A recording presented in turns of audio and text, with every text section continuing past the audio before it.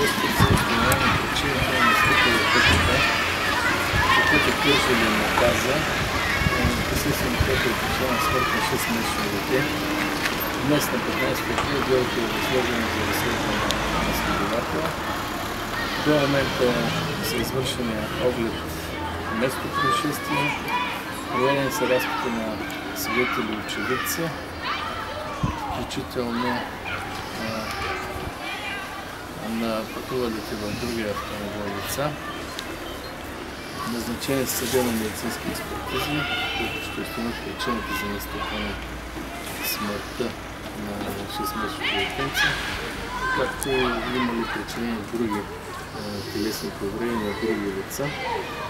В другия автомобил с постановление на разследващ следовател днес Лихина стане привлечен към наказателна отговорност за извършено престъпление по чл. 343 алинея 1 протокола, връзка с чл. 342 алинея 1 от НП, за това, че причинил смъртта на детето, като е нарушил правилата за движение на чл. 36 и чл.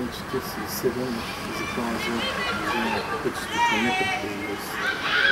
По отношение на обвиняемия е взета мярка за неотклонение гаранция в пари в размер на 10 000 лева, съобразена с изискването на НПК, и му е наложено забрана да напуска пределите на страната без разрешение на наблюдаващия прокурор.